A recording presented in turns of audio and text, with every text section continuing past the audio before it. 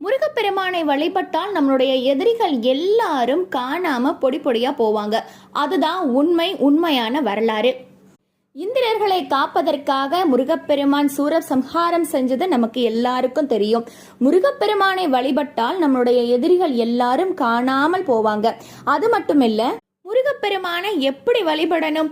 ரொம்பவே சுலபமாக மனமாற உளமாற நம்ம பக்தியோட அன்போட முருகப்பெருமானை வழிபட்டாலே போதும். ஓம் முருகா போற்றி, ஓம் முதல்வா போற்றின்னு கூப்பிட்டாலே போதும். ஓடோடி வந்து நம்மளை காக்கக்கூடிய காவல் தெய்வம் முருகப்பெருமான் தான். அது மட்டும் இல்ல, முருகப்பெருமான் வந்து நம்ம தமிழ் கடவுள் கூட. அவரை எளிமையா சஷ்டி கவசம் கேட்டோ இல்லைன்னா ஸ்லோகம் பாடியோ அவரை வழிபடலாம். ரொம்ப முக்கியமா நம்மளுடைய எதிரி மட்டும் இல்ல, நோயான எதிரிகளையும் போக்கக்கூடிய வல்லமை உடையவர் எம்பெருமான் முருகப்பெருமான். ஓம் முருகா.